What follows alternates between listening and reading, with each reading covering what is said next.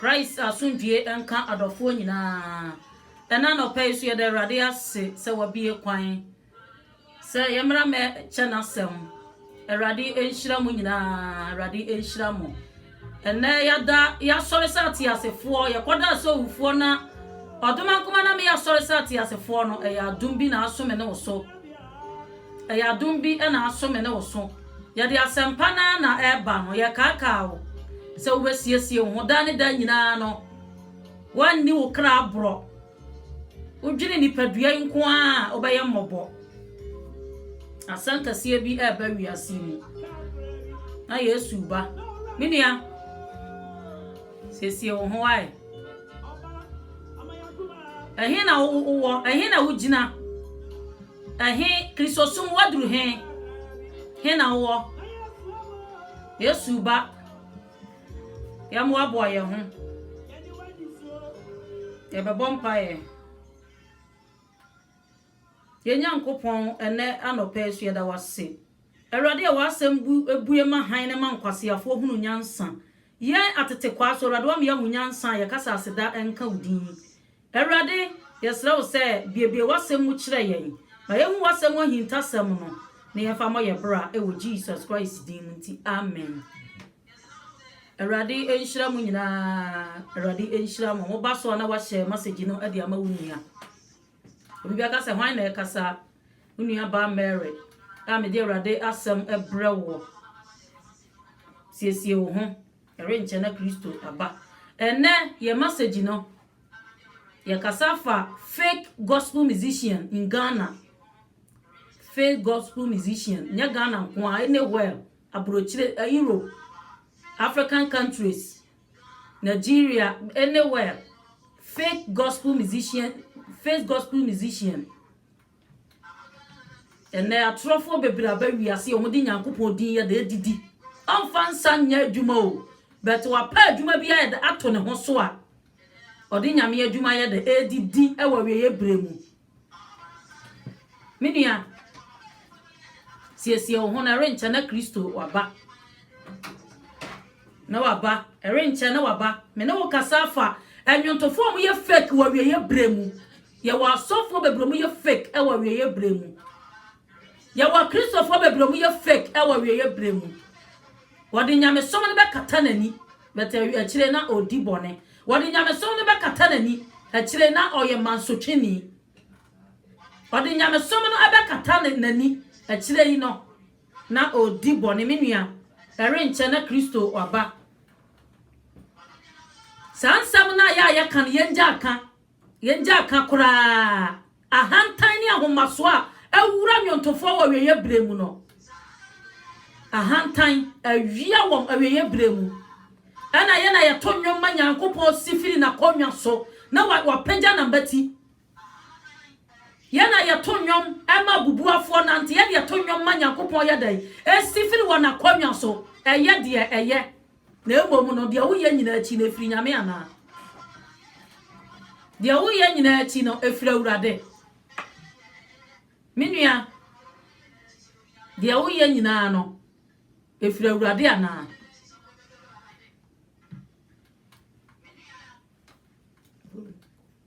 de wo ye nyina achi efiri Awurade ana ye de tonwom ma Nyankopon ye de sifiri na konwa so eso no ye dwamanfo oye instrumentalist so no obobo shago ajiji nkrofo sika onama no ajiji sika ye de egu ni botom baby obeto nwom bia ne mpanafo 9 miensa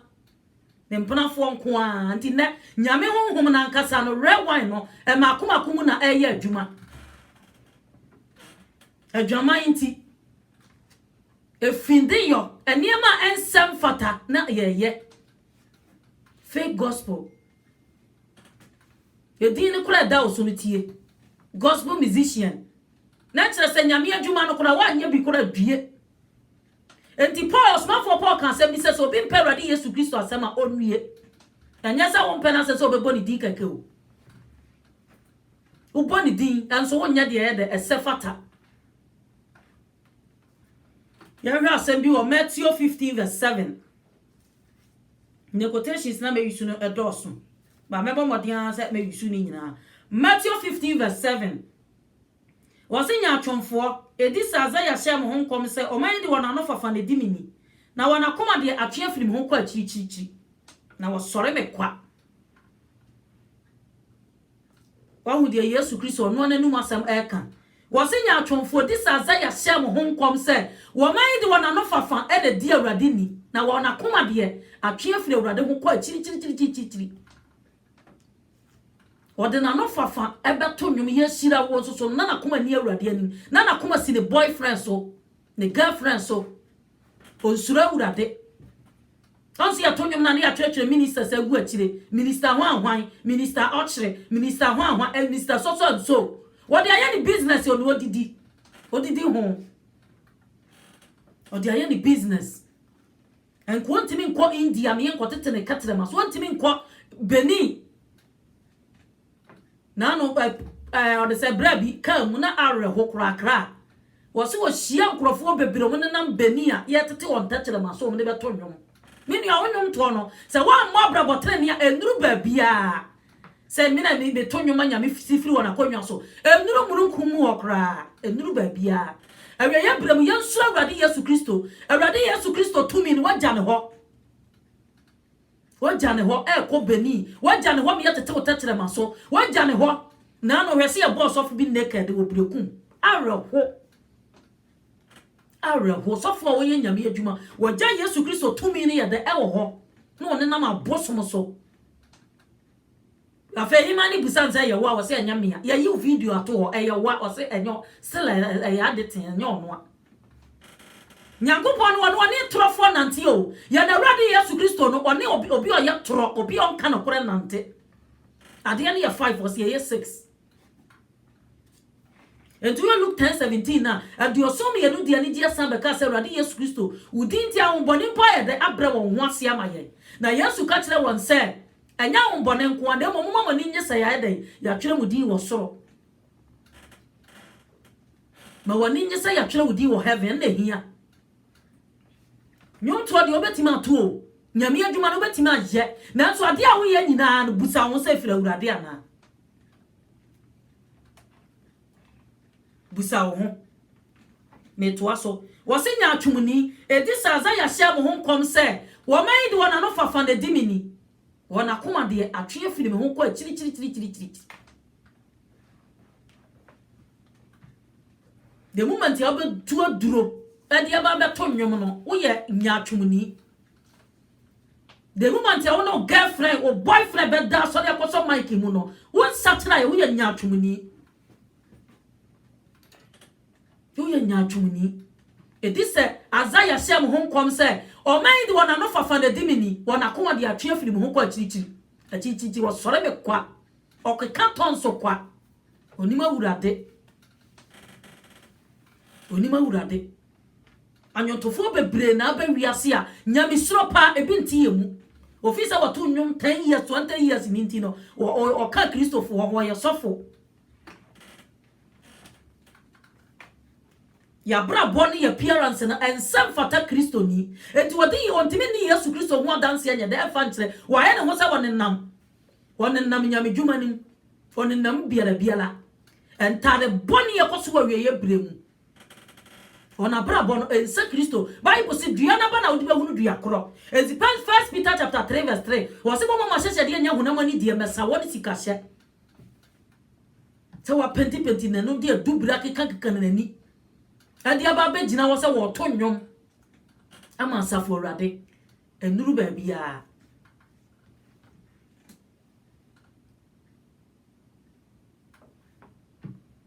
Azaya shem honkom se o man do na no fom to difo Azaya dika hye honkom ayede e de ato ho o de wodi ka hye honkom de ato ho e dis Azaya shem honkom nya atwomfo se o man do na no fafa na dimini wana koma de atwe afiri mu ko achichichi dia ha se nya de wan be nwanwa se obi tiabrochire odi pounds odi dollars odi euros o ya ne ensem fata ntoto no ne abema na opportunity so megina platform adwama honhom na ye adwuma wo sa krono honhom na ye adwuma wo sa no enuro honhom na ye adwuma wo sa no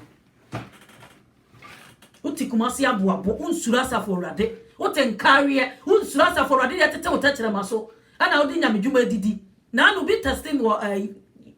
Facebook messenger hono ose mama mpacho me did the minister hwan enti mam invitation na me meye interview your force uni asembia wo wakomam uni asembia ba interview your force famous and here Christopher ya de want to say ya Christo ni so no ya bra born ya parents and some fata Christo ti Yesu Christo kan say me dwo na me bra me ho ase wakomam na ne ma sese usua free Christo ho nie one ojo or humble yourself or brand who wants say e wa akomam ojo o sore me kwa no chacha nsama nipa ahihye Yesu Kristo nsama no nya na dwe se wodi so onsuru asafo awurade Here 1 Corinthians 6 verse 9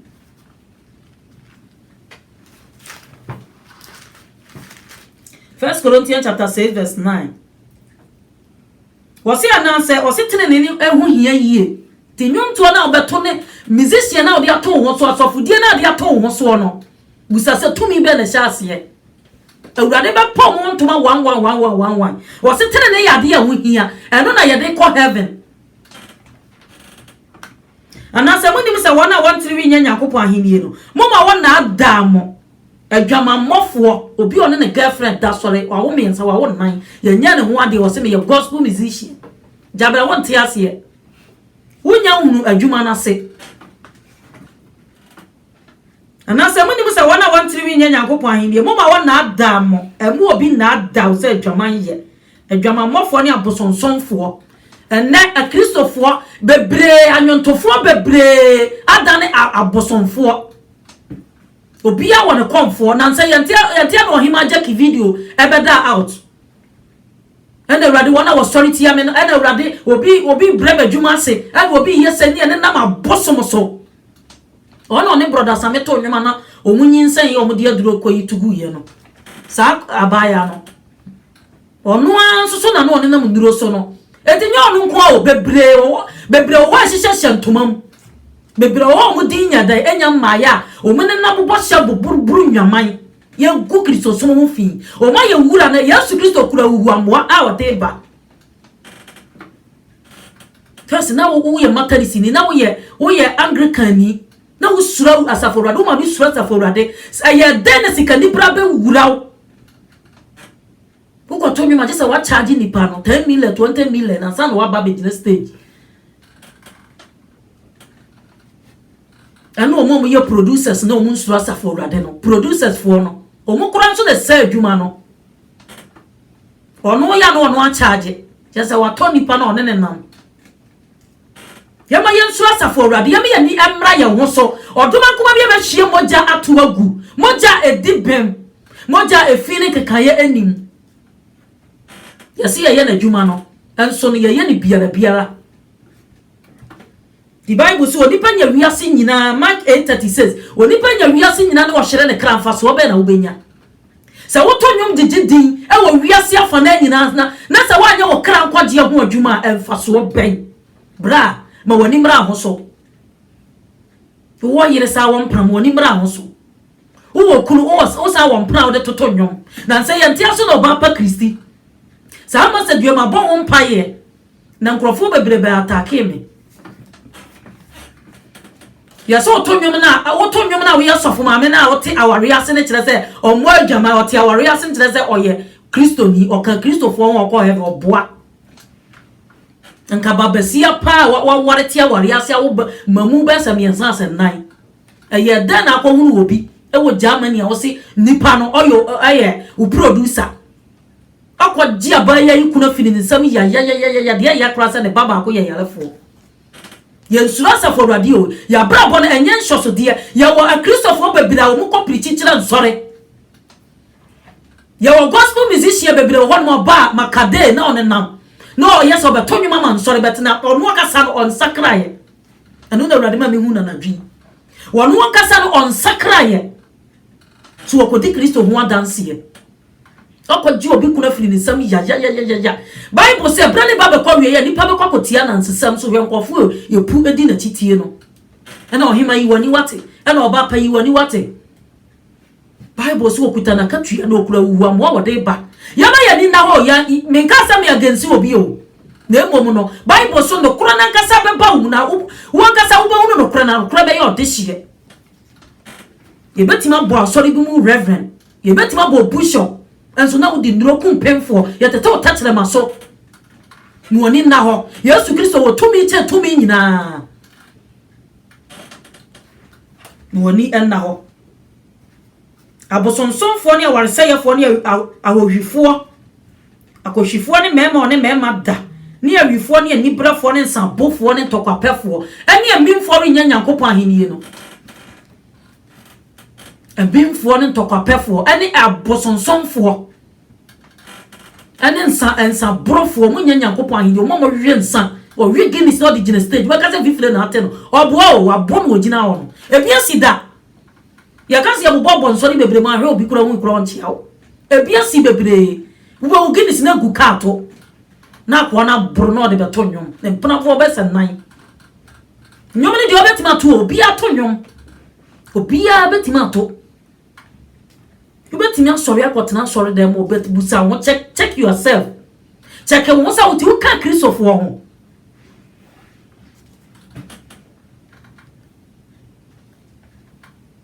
Your 1 Corinthians 16:22 so be parody Yesu Kristo asem na me kan ye onue de wo ye no on parody Yesu Kristo asem ubenya kura ke yesa mo bone sotro biu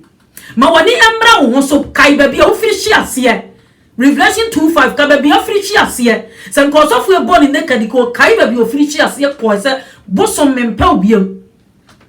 ade nipa na bosom ko be mamma no confess ya kan waton ka nyanya ne nguyase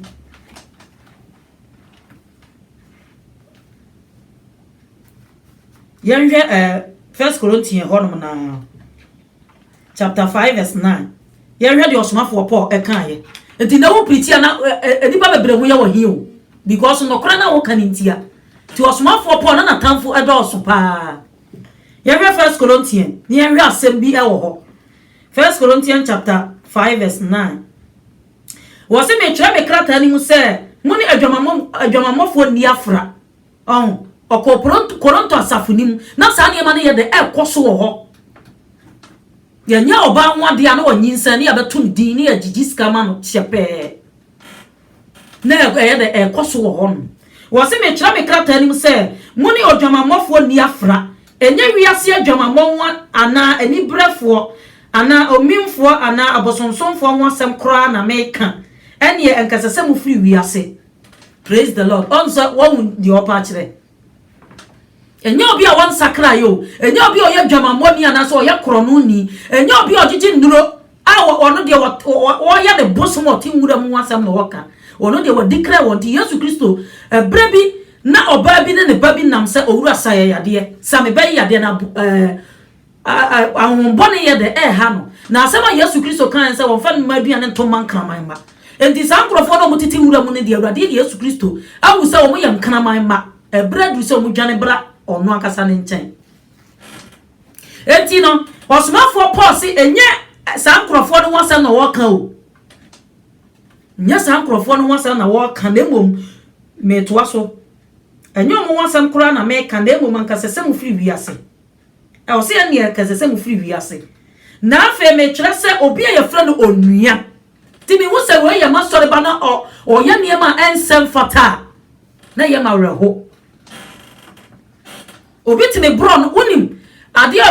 mahuni se mahunu ewia Ghana fo ho ne se on se broni se wo fere form dia ko bit se home office ana se wo fere form dia ko pa adwuma on se ye kire se ade na wosom on se obi a ya wo ne Ghana ni bia o kire se wo ye Christian o kire se ho but abrofo no unim ade o mo ye was on some Yesu Kristo onu de oni ni twa kanti otimi kasa metum Hindu bi wo so se me ye kramoni e bi wo so me se me ye wei bet yen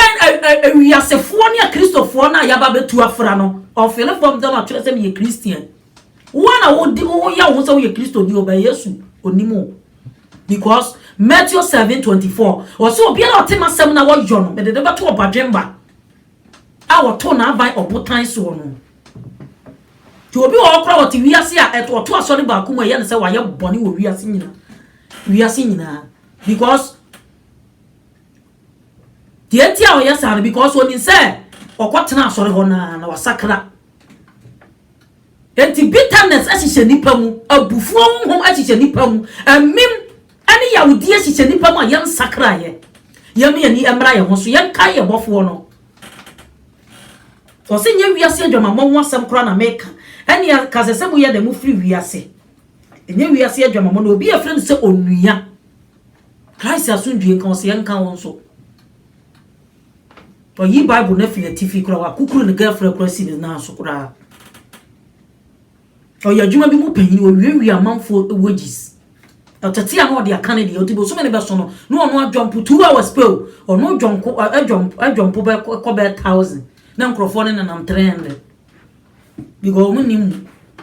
kitambia na juma na wo ye no wo ye panyin no o pa ba fresh obi a wa system ni ma oni ma juma na ni so no eye o mo friend say nyansa kro no na Yesu Kristo wa twere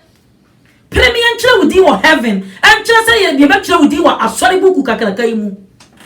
aso na wonye Kristo ni o se ani anka se mo free wi ase free na afa me twere me kata so obi e friend so onua yo dwamanfo na nibrefo ana obusonsum ni ana ntokwapefo ana asabofo ana omimfo a monene mo sa onipa no munini ni dimpo efa me ho be na mebu wona wo fra mu no atan bie enti te wo ho uye Kristo ni a position yourself we dem so for na kai position ho me wo sa uye Kristo na Yesu Kristo na ni ada aba so won fa na ni anhye bone ja sa woni wiasefo nyina tu afra no nam na wi na wo no de tonwom bo na brante na ni ya ko dwaman hom na ahyɛ so sa wi honhom ana de ne nam sikani bra honhom bible so ni panya wiase nyina hwere ne kra fa so obe na obenya mfa so oben ana wodi benya na de na nipa de besesa e de ama ne kra 2 Peter 2 verse 9 no was say wadi nim so de obeyi wona wode feria som na free so hwem na wa mana watwe wona wantene na so ni titire no wona wadi wona machi wasra oye nipa tuntum oba wadani buroni ndi wansa anama boy mamu nyina yente o monka bio wisu onti wo hyata mo tinyanyam ontimi ntonnwom ni bio o tonnwom ma nwom tu a wo sen utinsa abaya ne nwom na oto na ma boy ma nwom no anya na nwom fake fuwa bio o tonnwom a utinsa nwom ni ye o tonnwom ma nwom chese Oti ama boy man no ma wutin se ju anwum ni ye enso wiase afefe de enti awia no yan kai ba bi afini akwanya e wo ho se ye sakra ya dwene akwanya e wo ho ne nwum tu a wo sen e ma wutim se otie ne nwum a wutim se we de heaven ne pa ni ye enso na ye nyina ya deda ya yemre ya deda mon sori anyontofo a mon suro nyame wo ye bremu enkankan Ghana mi akasa mi kuro ya dia ye business ni edidi ho dia ye business bible say one kasa ndi osmafo Paul kan ye oso obi mpese wo ye adwuma mani ni din so di Yesu Kristo din edidi no mu interview abaya na na ye me fe o mo no say o so ye wie no na onnu na ho enda kire se nyame honhom na ni obi nam nya proudness fo ni bia o we ye me brother Sami we ye me dwa obetwitwi me dwa ye ena so poku ye me ayi ena eniema ensem fata ena ye didi akire o mo pem challenge ena we sorry tia me nsa no adwuma ena me ministry wo ministry we sorry tia enti dua na dua no opa ne to ase na obo naked na wonam eye baye honhom ma ye deliver ndi ye asembi wo Mark 7:21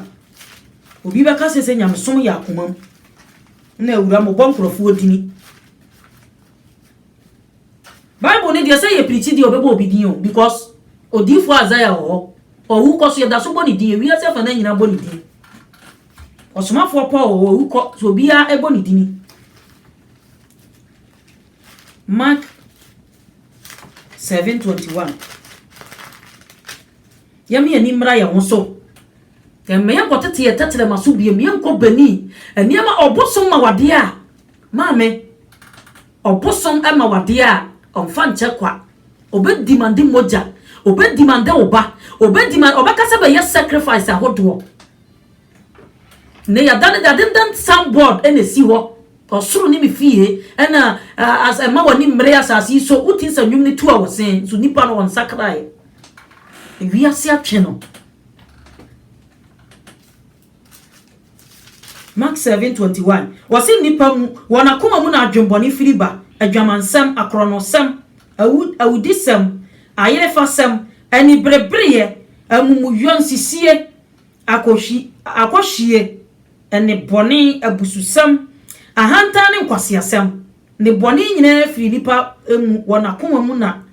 efiriba ni boni nyina firi nipa mu na eba na gu ne ho fi nti wonam honum na se ye hunu wonum kasa wi to honum a na once na gu ho ye hu se 1 on sakrai 2 wonya Yesu Kristo suani 3 Yesu Kristo honum eni mu o se honum nya ne Yesu Kristo fira hufo mu de ti mu a e de de ye kire banya no obi ne Kristo honum a onya ne dia ti ye hu se obi ya ni berebere ye o se ni nyanyo ntini ne kwaso na o prepare no o ya ne mu interview na o se no se ne be ya o be ba fom ani prepare ye Bible se sa ne ma nyina afiri enipa komam na egu nipa ho fi egu onipa ho fi. Hallelujah.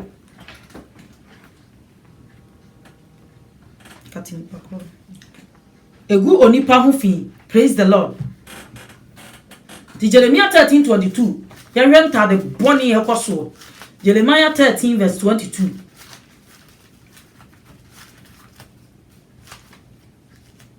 Jeremiah 13:22.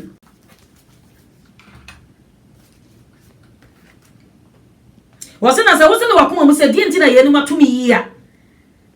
Wo mu yo bebre ntia. Se wo ye nyamedwuma, o to nwom se wo so wo to nwom ama Kristo. Wo bedru finfiri ba bi na aninguyase tese. Aninguyase anya wo die o. Bible say ayenka ayananafo ma ne dia. Wo mu yo bebre ntia na wo yi watade en hyase adi. O se men kan kira o. Ungu ho. Oba warefo no wo hye no hands o de gina TV so to nwom. O pese wi ase nyina tenenka. Oba warefo nsatea na ne moto nyina gu ho na otonyo. O se die ntina ye ni matu yi a amumu ye bebrentia amumu yo nipa ne owo ne tonyo na oba ke wo na osan ye ne mpana o ye ne girlfriend e bia si mania hu bebre eni hu bebre nipa na oba ke no na o ye ne ho adwuma asa wo se no wakomam se ewiase nyina jimato nsam ye gospel musician ewiase nyina metonyoma asase kasa metonyoma Yesu Kristo osori firi na kwamya so na de o ma no o ena nyame ntumi nya bibi ma ne ho se wono akasa betontom ne ho gise yen abrabo fiwe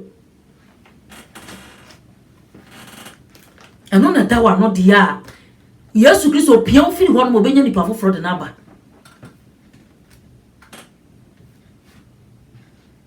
na se wose no wakoma mu se die ntina ye ni matumi ya omubu yo bebre ntie wayi watade ye hyase adi na wahye wo nantini yawo Ethiopia ni betima sachira ne wedie ana ose bo betima sachira ne ho nwonwere ye na na ene mo nso mo betima ye papa mo abone akokwa mo enti mebomo pete Ethiopia ni wisuo no ho asam na meka ye no obi adane buroni tikaka kre ba ye nsama na ye proudness tip David kan asem bi se urade o kan asem bi onya di obedi ne di obesha eno a mane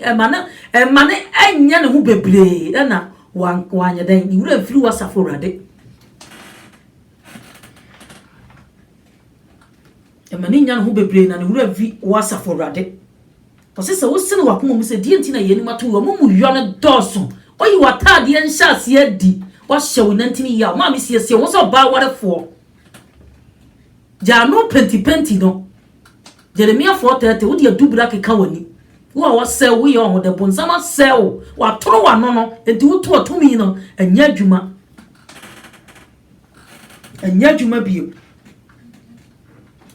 Hosea chapter 5 verse 4 no was say adwamamo honhom wo mu na woni masafo Awurade adwamamo honhom wo mu enti yesa wo ma Yesu Kristo honhom alidi wo eno beboa wo na wa bre wo ho ase. Acts chapter 1 verse 18 na was say nemom sa nkunkunya ba mso monya hoden mo ya madansefo angasa mo ya nyontofo na mo ya madansefo ti nyango Yesu Kristo adwuma no esese wo ye bi na mo ya madansefo. Yehwe Amos yehwe asembi wo Amos ensama ye kan nyina na Bible mu na wo abraba wo bo na ye wo se nyame no wo ye honhom ni ntino ube chese obeye niema ensem fata e de agunu hu fi na emom no la show no woni ma dia Yesu Kristo ye se wo ye wadin se won sachira wadwene na emom no obeye famous amo bia wu se ana me ne interview me kase ana me na magidin ana me de me ye sofo magidin o la show no wo ba hu se wonya Kristo ni na Awurade ayiwa bo na wa pa wo ntoma ukokoto bosom dile show no wa pa wo ntoma. Yesu Kristo no obia ni wonu ma Yesu Kristo honhom no ni obia mu na tenam ni mu keke why waju so ba koto bosom fa Yesu Kristo ni onyam emma no ti na no ka kire Israel for ne se enye ohoni anade a wawiem wo asase asensamsuo biela nkoto nsore wo na ensom won so na me Nyankopon ni nkufuo Kristo ni ma wani mra wo so wate. Philippians 2 verse 10. For say ni dimu na kotodwe nyina ye de ekoto.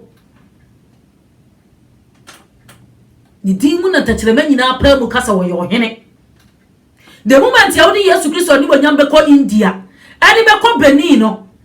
Asa wo ye kotete ukatrema so ukokoto no se agya. Woni se sofu ye pa ne hontoma obrekum. Okoto oye ye no se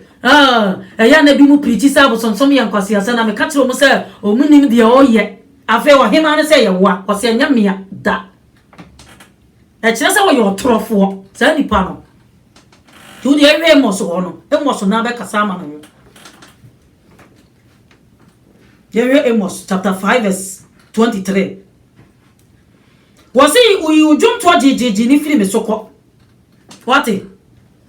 obi obo adwaman obi ani biribiri woni mu obi a oya aka obi a o manso paada onu ne yonkonyoto ni ntam no ne nwom no enuru ba bia mu nkumukura enuru yi wonyom to ajejeje ni firi me so na wo sankuo nso mentie instrumentalist muntie aye ensamo dia ya hobby no na no me bi na gospel musician hu hia mu wo so nwan big auditorium ni ya bobo we beto anu ya beto afi mo fra nyutuni bi afra sa se won ya waboa dakora na misi wewu de wani koto ne so waboa ya den ada wo si yonyum to jejeje ni firi me so na wo sankuo nso me rentie yonyum to jejeje sumentalisifuo mon sakra madwe munya hyabo no na montena faako na mo bakwa so ahonhom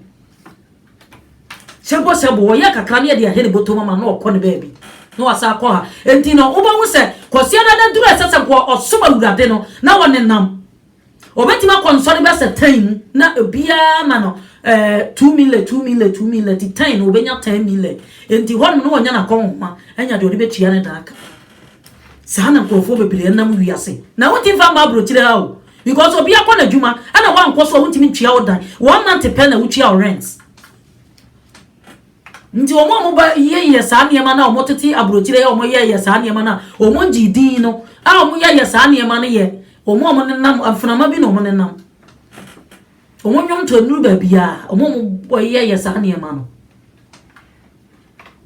nti ye wo estamo akomo nwom a etu a wo sen ye wo estanyame chemo nwom ye wo damreku ye wo apostle ko hakma mo nwom a etu a wo se utin se ye wo nwom papa ye de e wo ho we ye bremu ye wo Bishop Makio Osebo su nwom ayo tuwa wose enwuma nkanyan eba sembi ba onua ba ugina bia ye de ewo he enye we mo obekamfo ne ho akire wo nye we mo nye yo boys yo ma ba yo munsura urade yo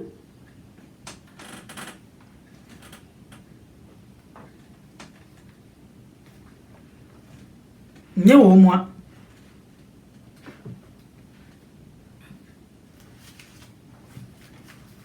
nyo hima jaki mo putin sa nyom na me kra me mete na nyom kra me se ne we an se we di anonti ba kokora nim e kire na niema bebre sorry video so ahodo menua ye dada ye ho ye kai ye kan do no kai wo kan do no ye rasta ba ko pe e wo wiase mu wono ni Kristo star ba ko pe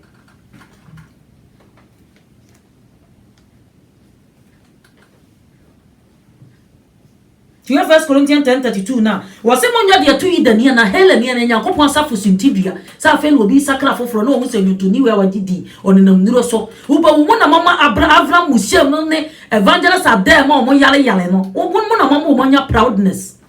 ese sofu idia ba kan mbeka ni egu Kristo so mo hu fi o se monya de to idania na Helen ene Yakobon asafo sintibia etu Philippians 1:27 na o se ma obrabo mfata Kristo na sempa no ko yenhye sa de we se nso obi ka so ye Kristo ni a abrabo no di kan sakira wo ho di kan preach wo ho di kan wo sa wa sakra ansan wo kwa ka kire obi yema ye ni na ho no ye resta ba ko pe e wo wiase mu no ni Kristo ye ni gospel musician star in Ghana bio ye ni star bia wo wiase bio kan Yesu Kristo wona ye star ye read Matthew chapter 2 verse 7 to 10 Matthew chapter 2 na me star na de na no ye star woni nuntini bi so ne de ne se o kwa no akwa ka oni we akotwempena no de ato so se me wo se ma power yo obi ani wo power ma power papa ma bia power ye pe ka wa no efe di ani je ho wakwa no de na no akoto we so se me ware o na wone na da no waduase nwamu o se de na wadwamu ana asore ko no wasa firi we nche na wasa ko no one na da wase me ware nti na ni ba no so no aka ma be se tan abomu a obe ware wo no mu nyina twahyi ye na ye social media si eya dati ansemo on se wo ya ade bia wo be ya bia no ugu wan kasa wo fi dati o ma be social media so de papa ye ni de me ma me ye ni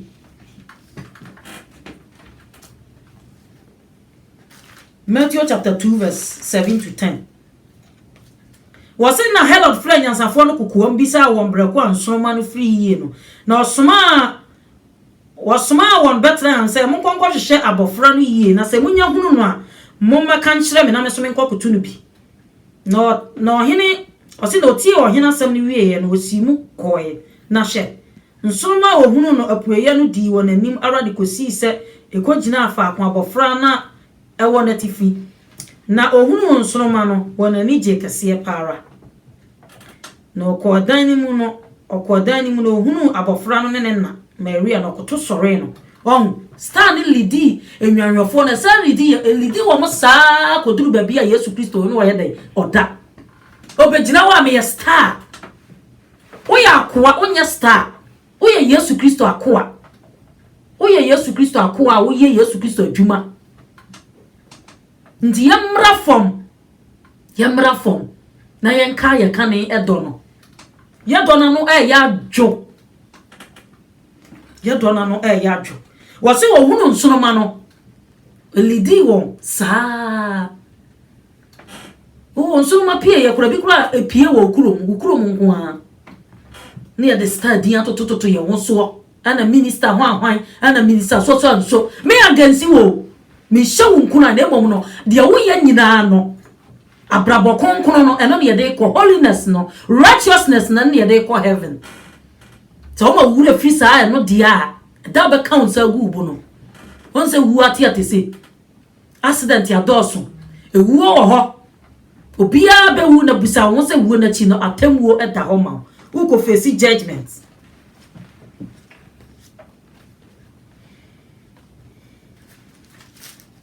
So many di won anim kosi se ejina ye na Herod no ye de pe Yesu Kristo ye de akuna sanso na we so de ne ta won so ya boa utimi kunenta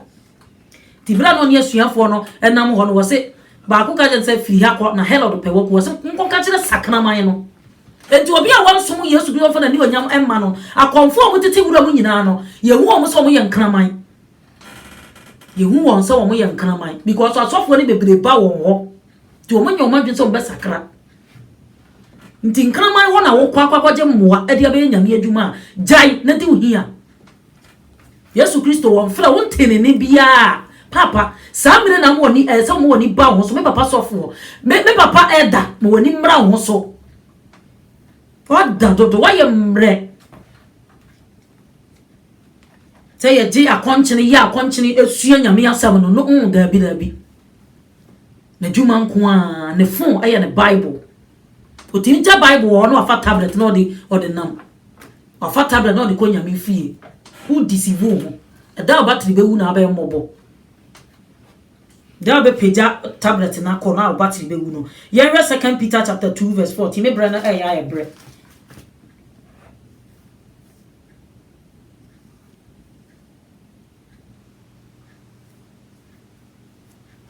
2 Peter chapter 2 wa be kan okura ne de wiase nyina be tan wo wiase nyina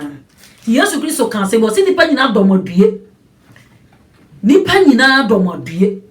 ye hu onyontoni a osura wurade a watene ho no ohu message ne kura na nipa gi wona koma mu obenya honkunkuru ma nigie ndi Bible se sura hidie ne anya didie ne wono mo kotodwe ne kahuro ne namanama owia no asore akokeka akeka tons bi ope na emo ya honkunkuru mu anigie na wana won sura wurade ne odi won hu machi ne die ohu message na ne bokura be fukura 2 Peter 2:14 2 Peter chapter 2 verse 14 waso wani a warsa ya hye ne ma erewu obonimu wakopa India ni ani atete na ode ahyehye so behu se tententente ne watwina ne tise funu na ogina stage ho no mira bi na metie afna bi nwom owo Ghana na mitie pa mitie na mitie yam de dae no na nya papa na de me yese ebe se dae bone na maye de maso me say se mitie the same thing bi be won me ka tse afana we owuro no ho kire amanfo owuro no ho a wa hu be ma bi a be ma no owuro no ho kire no se o me fani tukwai na sa na mu bitie bitime the phone or the sex or the phone on ware yo obeba brabo konkura sura urade ama ni kuna aba no aba be ware no na wo ye niema ensem fata for the nsa hihye no ho lesbianism or ye lesbian or ye gay or ye homosexual efinde yo ene ye nti India ni Japan ni Britain ni ni atete na ehye no no digina ho no nti no ya sa no wa fechiri na nini se na oda so nti oba so o hia Kristo ni alomo jata no hia no nti Bible se men kan so Peter woni Yesu Kristo enante ye se na no ma se wan die ani a oba ya mobo sister oba ya mobo mame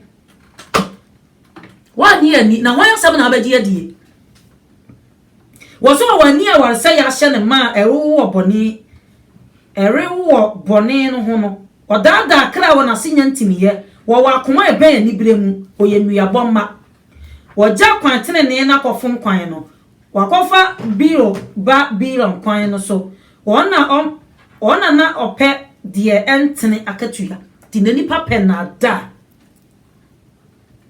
odada akra wona senya de ntimiye no nduba wo so bi wo Kristo mo jame enwene Yesu Kristo ma dishidie mu na Kristo ame yade ye ho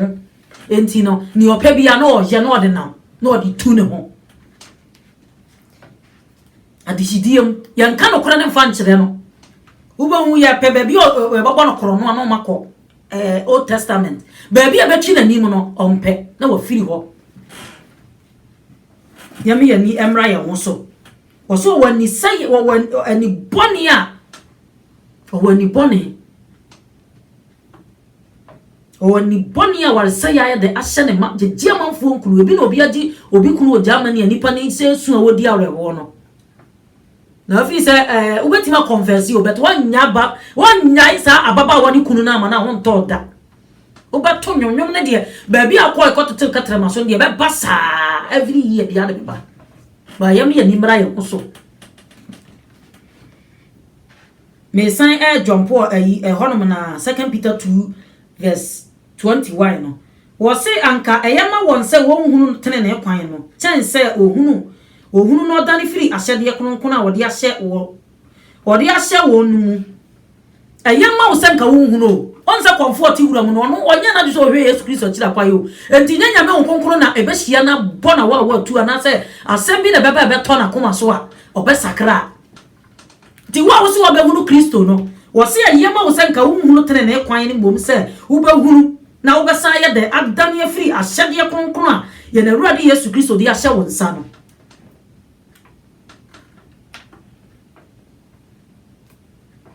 wase wakanaman mame 22 no wakanaman asan ko no ora ni efin ni mu bio na prako a wadware no wasan akoto na techem ofia baifo brono ne so area ho obia monitor nti Hebrews chapter 12 na wase wadanzifo mununkuma atwa ye ho ahia nti mom yeto ne so a ene boni a enche na atwa ye ho ahia ne ntumu adanzifo mununkuma ebi ofia baifo ebi ye mantam ne so na wakuta bad spirits ebi ye abofo a omuwa Awurade anim adansifo mu nkuma twa ho ahia enti to bone ne adeso a enche na atwa ho ahia no tugu the Bible so kanama ya wadware no wasan akọ to na teche mo preko a ya dware no wasan akọ to teche na se wokora de wa mo ni amma wo so a obeye mobo maame yam ye ni emra wo so waji obi yira firi ne nsema fa na de koma no yam ye ni emra ye wo so. My last verse, Ephesians chapter 5 verse 8. Ephesians chapter 5. Maybe young kind 1 Corinthians 4:9. You are Ephesians chapter 5 verse 8. 1 Corinthians 4:9. Obi a wose otonyom. So for so o pritiam obi asakra. Ono amu sakra yo. Ono amu yo ni Yesu Kristo na sam ye de edi asie. 1 Corinthians chapter 4 verse number 9. Ebrad we say we tro semunu na yesua Awurade na sam no.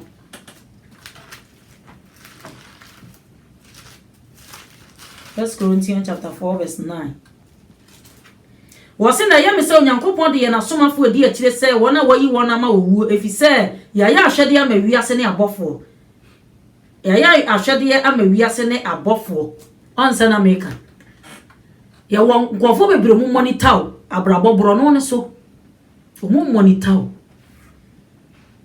o se ya me se Onyankopon de na somafo adi akire se wona wayi wona ma owu efise ya ahwede ama wiase ne abofo e Kristo tie nkwasiafo na mo de mo ya nyansafo Kristo mu ya mre na mo de mo ye den ya ahwede ama wiase ne abofo die wo se asofo ma me pa na otonwom age obi kunu bra yi pa de we pa de no wo mosra o a wode tonwom pa ne odani an robin odani sebo man awa ya ahwede ama wiase ne abofo yema yani emra ye ho so yema yani emra ye ho so into Romans chapter 1 verse 21 na wose woni mo Onyankopon o enso wanhye na ni monyam obeka kire wo se obi ntimi nkira kora nyame onim nyame nso wanhye na ni monyam ode na ni onyam koma bosom ode na ni onyam akoma nsuo bi mo wura po ase no mo firi aba beto nwom no ode na ni onyam akoma bofo ode na ni onyam koma osoro asafo okoto sori nsuo okoto sori ewiem atumfo okoto sori ewiem akyerese aniema ensem fata na okoto sori won oso ni Onyankopon so wanhye na ni monyam osoma bode Awurade nsa no abode no ahunfi no osoma bode echen obo ade a washira ne da no menua kai o kan do kai ba bia wo firi hia se se wanya adwane afiri preko o dwane afiri aniema potoye ni mu a wanya adwane afiri niema enye papa ni mu a ensan enkomu bio ensan enkomu bio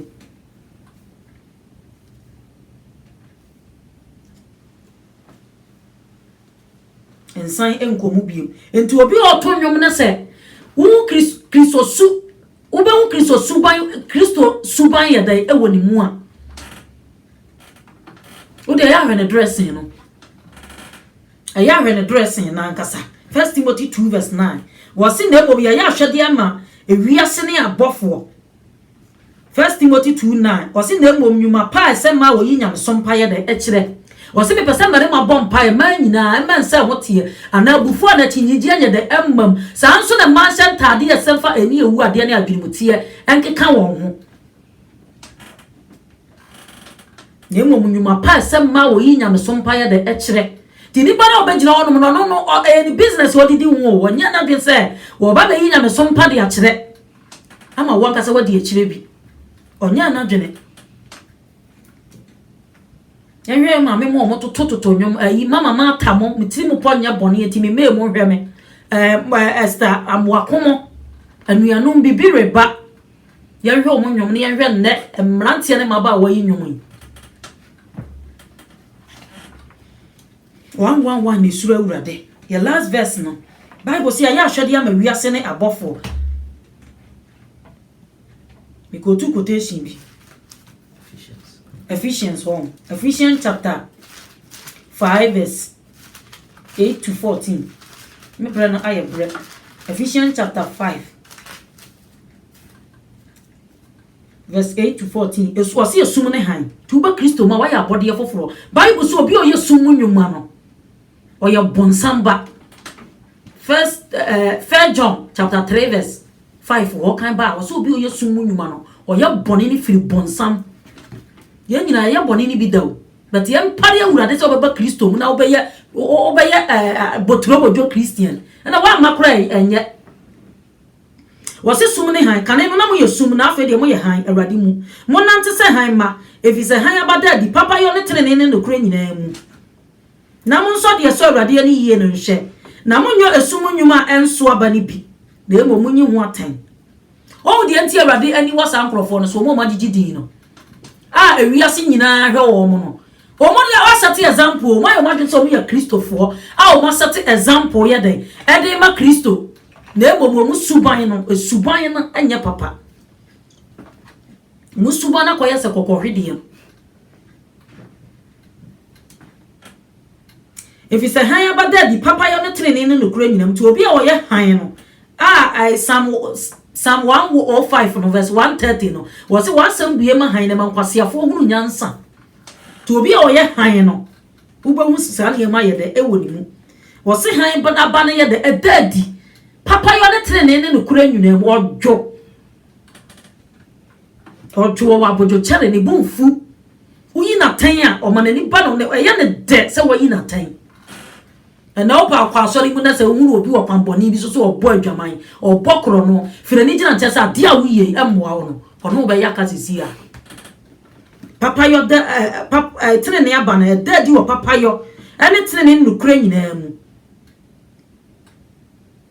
na mo so de so awrade ni yie ne nhye ye de so awrade ni ani yie no so hye na mo nyo esum nwuma enso aba ni bi na emo munyi ho atan efise no ma wayi ntayo no eye niwu se obodimpo na no ma ni nyina se wayi na atan a han no yi na di efise de wayi na di nyina ye han enti na se wa wada nyane na sori fira wufuom na Kristo no e ba ba hyen e de amaw hallelujah wa wada no ma mi a we gospel musician we Kristo ni wada sori wate e da wada sofo wa mre wada sori wase anya sumu nyuma enso abani bi na Bible say yi ho atan enkwa sori say ukwa sori say we church member na me church goer na ebo kwa sori say we Kristo ni di bonye ni na kwa asore ya betete na ye Kristo ni na di bonye ni na kwa asore no kra wa kwa asore no kra no wa pia firi wo na sa ye west because wakwa wo obi abrabo anya papa o sua yema ye ni emra ye wo so erinche na Kristo aba wo se kai ba bia wo firi ase na kai wo kan e do no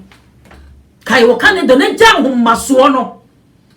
ani ya tonyo manya me firi na konwa so ana ye ni ho no a asafo ntimi nya adwuma no jai jasa ho maso kasa no woni ho no ma honkonkro asole na no krose asole ni firi asafo rade a honkonkro no kasa be di ni dwuma no ankasa osemi ankasa be si masafo asama do apro nya dan entimi entwi mfaso beni nduro na wakọ jeje nya de se beti metwi afa nyame asafo so da ana de ye ne babia so enyira da ma wani mra ho so